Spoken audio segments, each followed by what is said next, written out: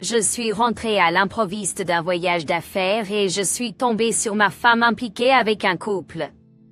Attendant mon retour dans 2 jours, ma femme ne savait pas que je rentrerais tôt. J'ai été choquée quand je l'ai surprise en train d'avoir une liaison avec le couple. Après 8 ans de mariage, j'ai découvert l'infidélité de ma femme avec 2 personnes, et j'étais désemparée. Pour rassembler mes pensées, j'ai décidé de quitter la maison pendant un certain temps. À ce moment-là, les seuls mots que j'ai pu prononcer étaient « Sortez de ma maison ». Quand ils sont partis, j'ai réalisé que je ne pouvais rien faire d'autre que partir de mon côté. Je suis sortie et j'ai commencé à marcher sans but ni plan. Il faisait froid, et j'ai décidé de trouver un café à proximité pour me réchauffer un peu. J'ai passé quelques heures à réfléchir jusqu'à ce que je trouve enfin un semblant de plan. Des pensées tournoyaient dans ma tête. Je me suis convaincue qu'elle ne ferait plus jamais rien de tel. Pendant mon séjour, le café s'est peu à peu rempli d'un flot de personnes qui allaient et venaient. Quand je suis rentrée chez moi, elle est enfin sortie de sa chambre. Après des heures d'attente au café, je suis entrée dans la maison, doutant de ce qu'elle voulait. Quand elle m'a vue assise sur le canapé, figée comme une statue, dévastée comme si l'espoir avait disparu en moi. La regardant, j'ai demandé « Depuis combien de temps es-tu avec ce couple? Depuis combien de temps me trompes-tu » Elle est restée silencieuse. Finalement, elle a éclaté en sanglots. À ce moment-là, mon cœur a éclaté devant mes yeux et le sol sous mes pieds a semblé s'effondrer.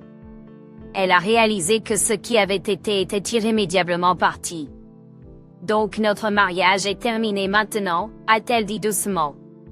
Elle a révélé la vérité qu'elle cachait depuis son adolescence, sa bisexualité. Cette révélation a été inattendue pour moi. J'ignorais l'attirance de ma femme pour les hommes et les femmes. Je lui ai demandé pourquoi elle n'avait pas parlé de son orientation sexuelle jusqu'à présent. Elle a avoué qu'elle avait peur que si je savais pour sa bisexualité, je ne l'épouserais pas. C'est vrai. Je n'épouserais pas une femme attirée par les hommes et les femmes. J'ai réalisé qu'elle aurait pu me tromper avec l'un des deux. Ces gens m'étaient inconnus. Je ne savais rien à leur sujet. J'ai demandé comment elle les avait rencontrés. Elle a dit qu'elle les avait rencontrés sur une application de rencontre.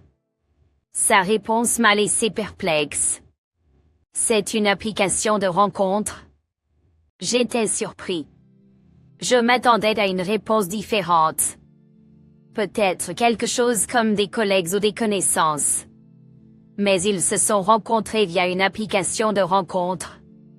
Elle a mentionné qu'une bonne partie de ses amis sont également actifs sur cette application de rencontre. En conséquence, elle partageait parfois des photos explicites avec eux, bien que rarement. La révélation était douloureuse. Mais en même temps, cela m'a fait réaliser le genre de personne qu'elle était vraiment, sous la couche de fausseté et de tromperie qui cachait son essence. Alors que je m'asseyais et l'écoutais, je méditais sur ses paroles et réfléchissais à comment je pourrais en apprendre davantage. Comment je pourrais en apprendre davantage sur ce couple. Cependant, il m'est rapidement apparu que je gaspillerais mon temps. Et puis la solution m'est venue. Cette riposte visait à m'assurer qu'elle ne répéterait jamais rien de tel. En même temps, j'ai vu une opportunité d'avertir les autres, hommes et femmes, des conséquences possibles de la laisser entrer dans ma vie. Malgré mes intentions de demander le divorce, je rongeais le désir de vengeance. Ma rancune envers sa trahison et son manque de confiance en moi alimentaient ma colère.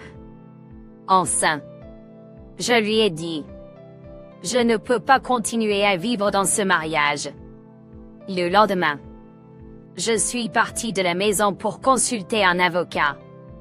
Pendant ma consultation avec l'avocat, il a posé un certain nombre de questions. Il a demandé des informations sur les enfants dans notre mariage, comment elle gagne sa vie et la raison de la décision de divorcer.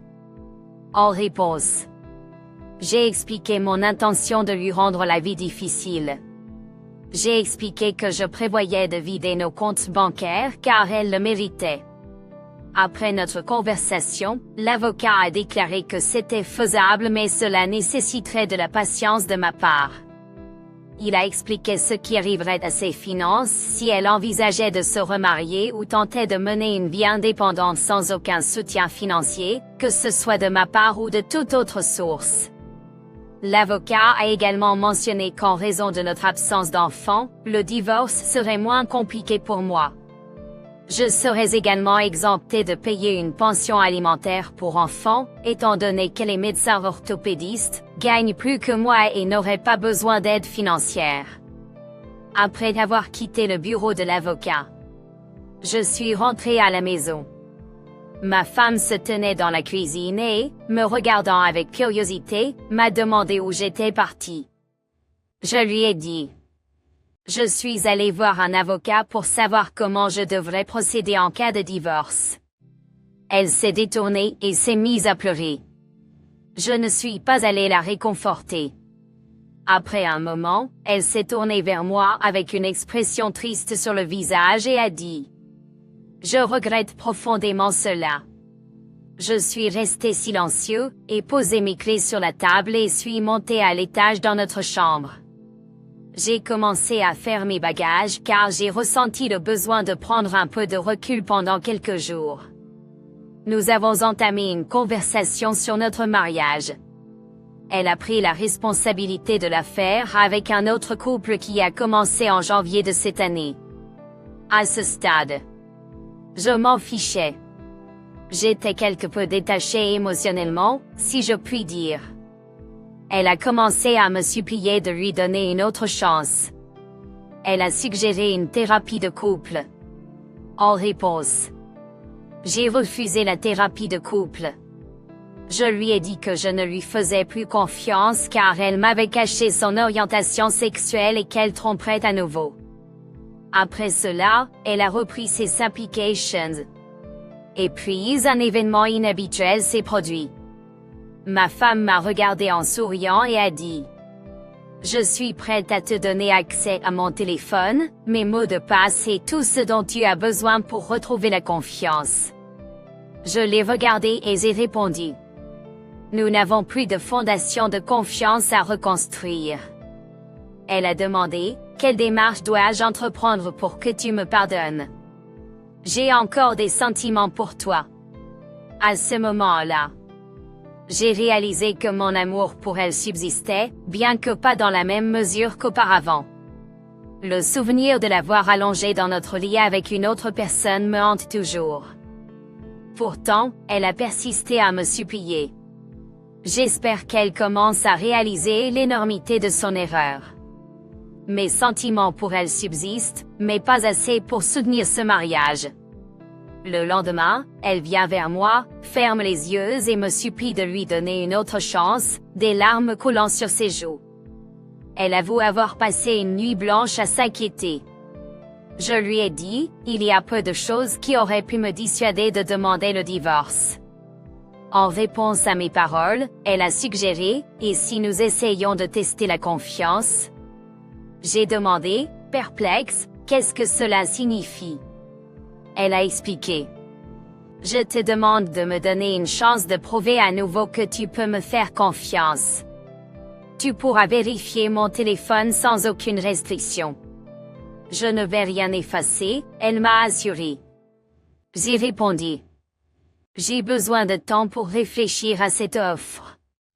Plus tard, après réflexion, j'ai dit, mais je ne promets pas d'y consentir.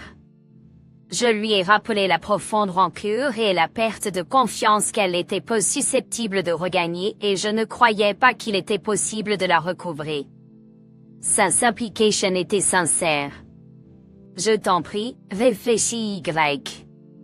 Même si j'avais encore des sentiments pour elle.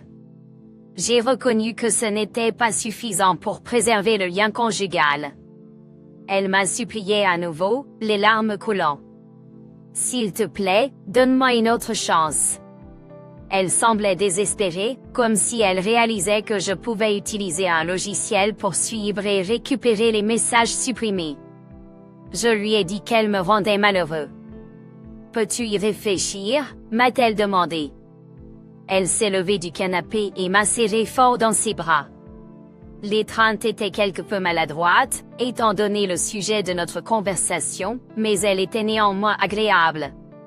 Quelques jours plus tard, je lui ai informé que j'acceptais ce lancement de confiance. Après avoir admis que je n'étais pas familier avec le concept, j'ai stipulé mes conditions. J'aurais besoin de ses mots de passe et de l'accès à son téléphone.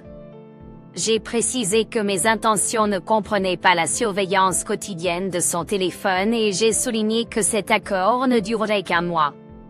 J'ai clairement indiqué que cela ne changeait pas ma position sur la procédure de divorce. Il se déroulerait comme prévu. Je lui ai dit que je n'avais pas encore pris de décision finale, mais que la possibilité était envisagée. Elle a répondu avec des exclamations joyeuses, espérant que le mariage ne soit peut-être pas encore terminé. Je me demande maintenant pourquoi j'ai accepté cette décision. Elle m'a également informé qu'elle avait supprimé Tinder et avait informé le couple avec lequel elle était impliquée qu'elle ne voulait plus sortir avec eux. J'ai fixé des conditions. Si je me fais prendre à faire quelque chose de douteux ou si elle me ment, notre relation est terminée. J'ai clairement indiqué que la responsabilité du résultat lui incombait entièrement, que le mariage puisse être sauvé ou non. Puisqu'elle a trompé, c'est à elle de réparer les choses, et ce n'est qu'après que je déciderai si nous pouvons avancer. Elle était d'accord avec ça, même si je ne suis toujours pas sûre que ça va marcher. Pourtant, sa joie d'avoir une autre chance est évidente. Alors qu'une partie de moi penchait pour cela, une autre partie insiste sur le fait que j'aurais dû continuer le processus de divorce. Peut-être que je n'étais pas prête à abandonner complètement après 8 ans de mariage, ou que je l'aimais encore. J'espère que vous ne serez pas trop critique envers moi. Certes, ma décision n'est peut-être pas la meilleure, mais c'est maintenant sa responsabilité. Merci d'avoir écouté l'histoire jusqu'au bout. Et si vous l'avez aimé, merci de nous soutenir en mettant un pouce en l'air et en vous abonnant à notre chaîne. Écrivez dans les commentaires ce que vous pensez de l'histoire.